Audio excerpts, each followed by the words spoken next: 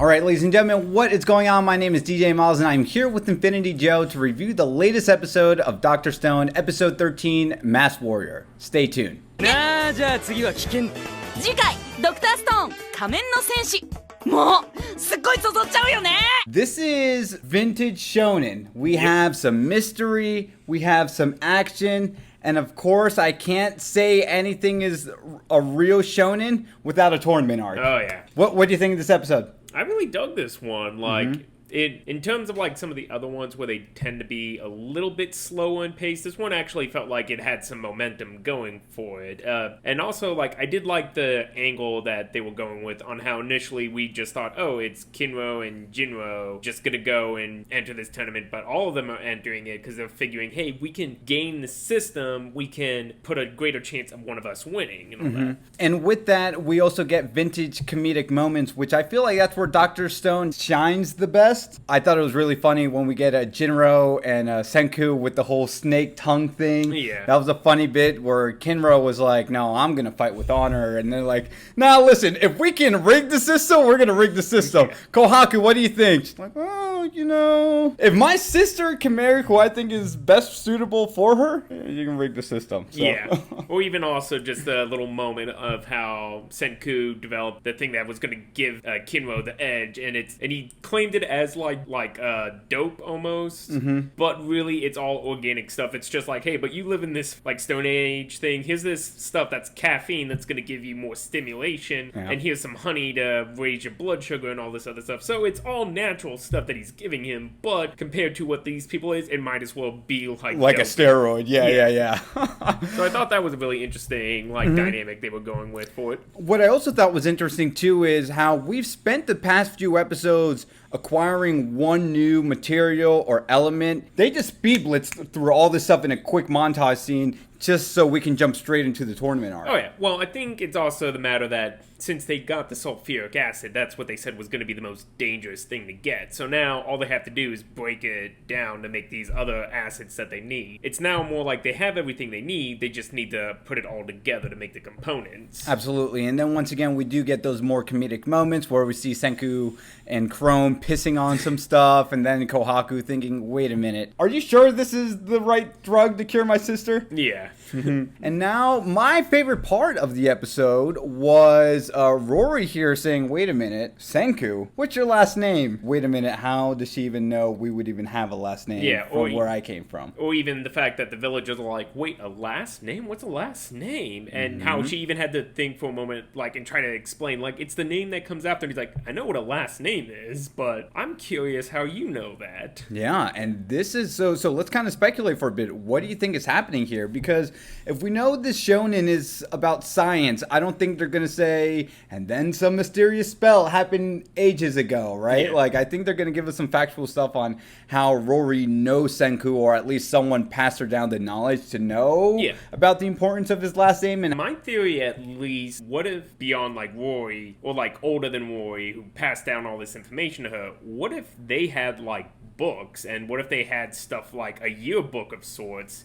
Because they're still within, like, the same vicinity of like, Senku's high school and all that. Yes, okay. Yeah, so, yeah. Or, like, maybe if it's not that, maybe they have, like, access to newspapers or something of, like, just, oh, hey, genius boy wins competition somewhere. And maybe this is, like, leading into that, at least. I like that theory. So we'll have to see how that plays out in the upcoming episodes. However, let's go ahead and now jump into every person's favorite shonen part. Tournament arcs, right? Yep. Get the whole flashy thing, right? Here we go with the tournament. So like you mentioned earlier, it didn't work to Ginro and Senku's probability of them trying to face off Magma to essentially weaken him against Ginro. We just get our main pay-per-view bout right away. Oh, yeah. So with that one, like, it was, like, pretty interesting for both, again, like, how everyone thought, well, if we can weaken him enough, then it'll be easy. Like, even Chrome was saying, like, hey, I'm going to enter in it, and I know I can't fight. So I'm just going to aim for his crotch the entire time and weaken him. Like, he'll lose the fight, but that guy will lose his, like, stamina over time. Well, unfortunately, the odds were not in our favor, and it's the exact opposite of what we wanted. Yeah. And then to top it off, how, like, Ginro was already standing his ground pretty well, but it was just,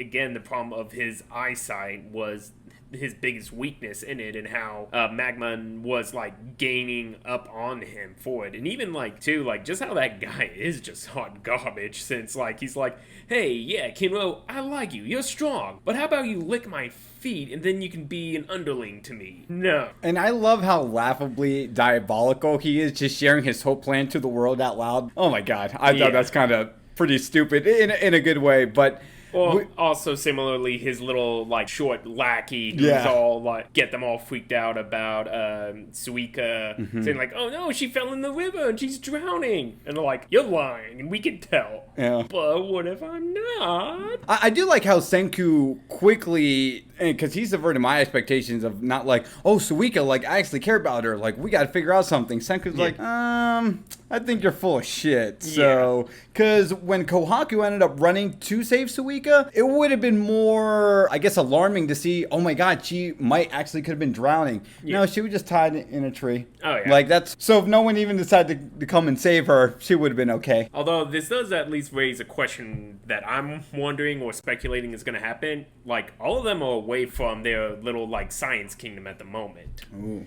Like, I'm wondering, like, if that's going to be, like, a reveal pretty soon of, like, even if they win the tournament, they get back there and it's demolished by, like, either Magma and his goons or, like, Tsukasa is going to be coming back up. That could be a nice little twist. So, let's talk about Ginro and Magma's fight. He came in hot, you know. He got Magma, sweating a little bit. He's like, oh my god, he has been training. When Magma started taking him seriously, he took his little stance, he created some distance, and then this is now where we get Ginro getting his ass beat just a little bit before Suika comes, props up the helmet, and then Ginro wins. Yeah, well, because not only that, she, like, realized, because since she's had to deal with her, like, eyesight issues, she sees that Kinro's doing the exact same thing of, like, trying to strain his eyes to try to see where Magma is. And that's when she just, like, launches her helmet at him so that he can see clearly, which, maybe just a weird thing of, like, oh, hey, their eyesight was on equal levels, that the lenses were just going to be perfectly fine for him.